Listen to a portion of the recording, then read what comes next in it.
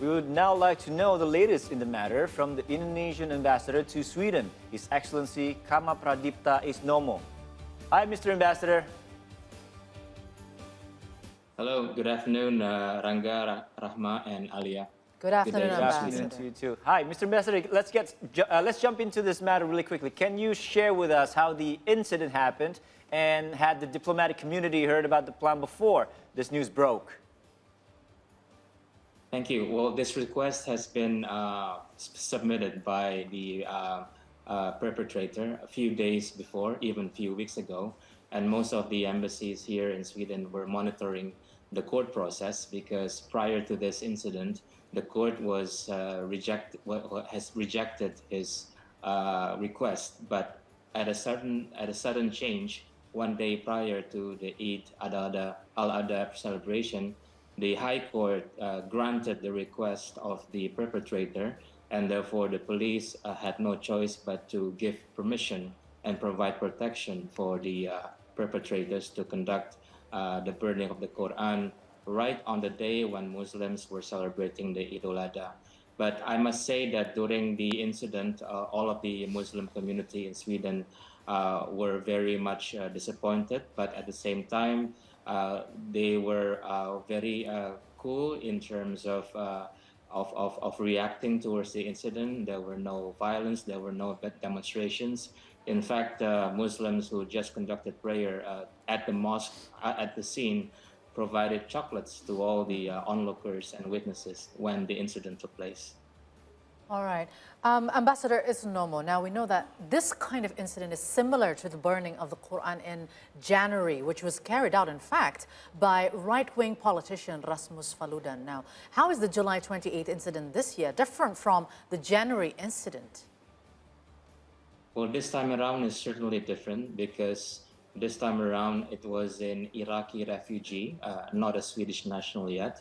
He is a refugee in terms of status. He is the one who perpetrated this deplorable act, whereas Rasmus Paludan is definitely a Swedish-Danish right-wing, I would say extreme right-wing politician who, again, both of them burned the Quran on two different sites, one in front of the Turkish embassy conducted by Rasmus Paludan, and the other just recently conducted in front of one of the biggest mosques in Stockholm.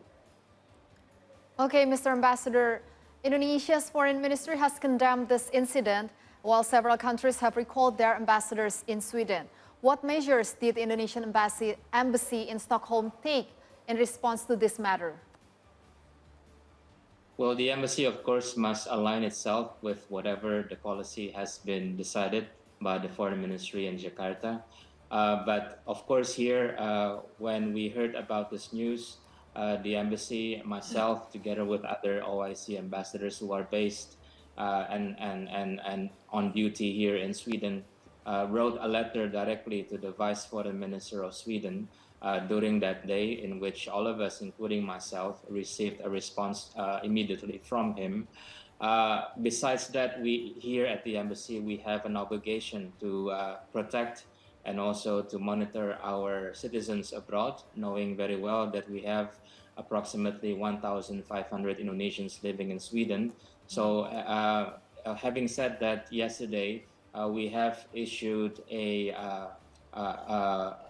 appeal to all our nationals in Sweden to be cautious, not to be easily provoked by future incidents, and also to proceed with their daily lives without breaking any local laws in Sweden. Yes, Mr. Ambassador. Now, we know they had a change of hearts, the government, because before they're just saying that it's actually a simply freedom of speech and expression, but now they're saying they're condemning it because of this. Now, what actually came about, and what is your thought, what's your insight on this matter? Well, the Swedish government is very much aware of this negative impact of the Quran burning action to its reputation in the Islamic world, as well as the impact to its internal societal cohesion and the security dimension domestically and internationally. As you know, Sweden is an exporting nation, 50% of its economy is based on export. So I think they have begun to be aware of this negative impact of this continued granting of permission to burn the Quran. Besides that, I think there was an OIC meeting that took place in Jeddah over the weekend, in which the OIC headquarters issued a very strong statement appealing to all Islamic nations to collectively launch a protest towards Sweden. This has certainly made them change their position.